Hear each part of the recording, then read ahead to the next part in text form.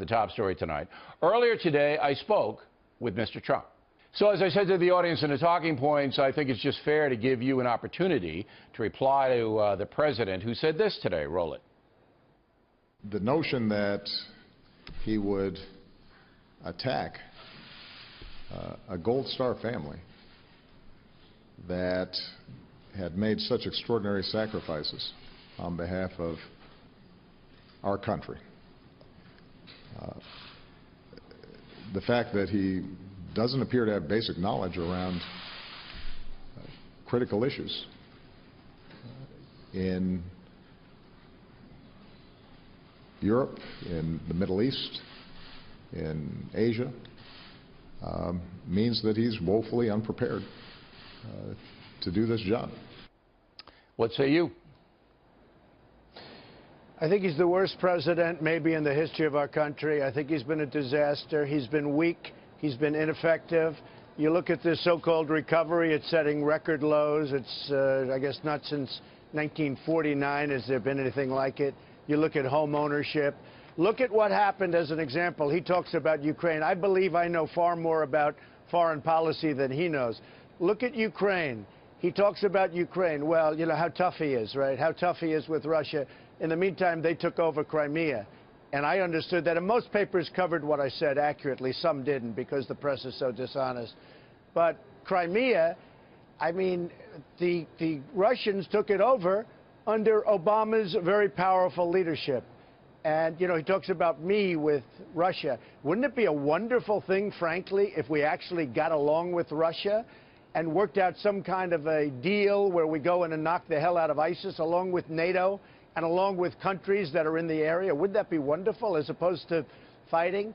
But Crimea was taken over, and you know this better than anybody because you were covering it a couple of years ago. It was taken over during Obama's regime, big, tough president. So, look, I think he's one of the worst presidents, maybe the worst that we've ever had in the history of our country. I think that Hillary Clinton maybe she has the potential to be even worse. Right. She will be terrible. Look at the lie. Look at the lies. Look at the lie over the weekend that she told about the FBI director.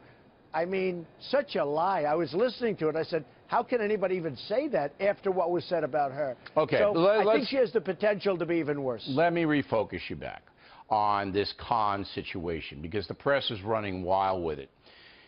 In hindsight, wouldn't it have been smarter for your campaign just to pretty much ignore him?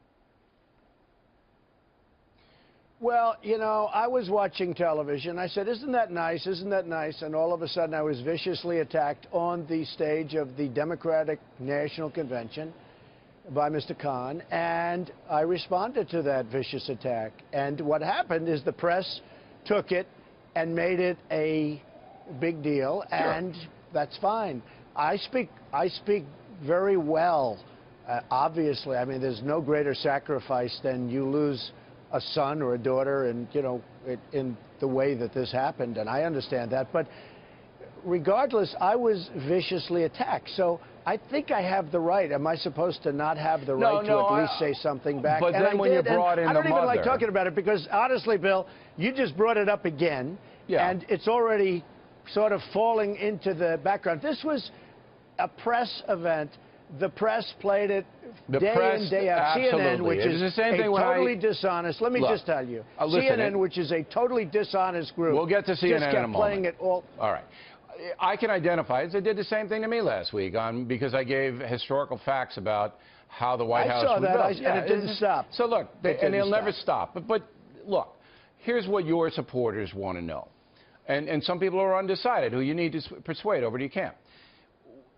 It wasn't wise to bring the mother in. I understand Khan, and I got that. You know, he's going to come after you, and he was obviously hired by the Clinton campaign to do that. It was orchestrated, as we just said in the talking points. Everybody knew the script. But the mother's just sitting there. And for you to bring her in, that gives them the opportunity. It just opens the door for them to come in and hammer you as this mean kind of guy. I understand that, but, you know, part of it is I read a lot and I watch a lot.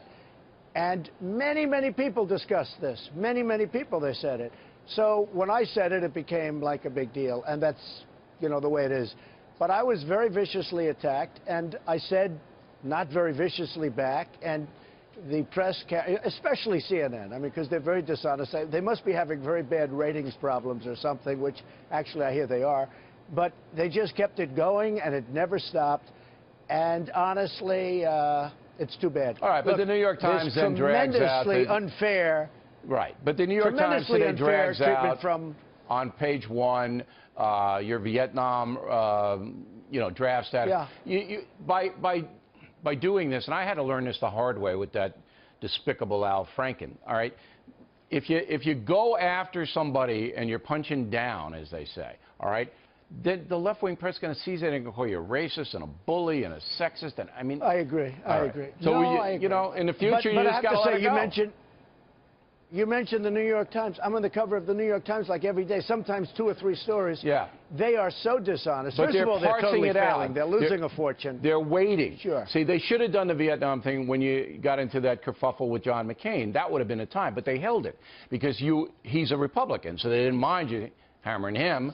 Well, just so you understand, and so your viewers understand, nothing was wrong. I had some academic exemptions. It was a very minor thing. They didn't even talk about the draft number I got. I got a 356, I think it was, draft number. So they couldn't have taken you in. But before the lottery, they had said yet. But it doesn't matter what they said. I mean, I'm just telling you. What I'm saying, Bill, is this. They're going to give it to you no matter what. The New York Times is unbelievably dishonest. They're failing. It's a failing newspaper. It's losing a fortune. Probably it won't be around for more than 2 or 3 years. And, they write and they keep writing. And I believe if they write something wrong, I believe in fighting back a little bit. I don't know if I should. Maybe I shouldn't. But it depends who you fight against. So far, it has been working, in all fairness. If you want to beat me up, remember when you said I needed a psychiatrist? That's fine. People say, yeah, he does. Well, Trump's but right. I said it kiddingly. I said it kiddingly. Yeah. But anyway, you can fight me. You can come at me. But if there's some little Muslim woman who loses her son, you can't. You just can't, no matter what she does. She could set you on fire, and you could say, thank you, I hated those trousers. I know. You just got to let it go. All right, I didn't fight her. Let's hold you over. We'll talk a little politics. But please remember, I was viciously attacked, and all I did was respond to it, and it ends up being a 4-day story.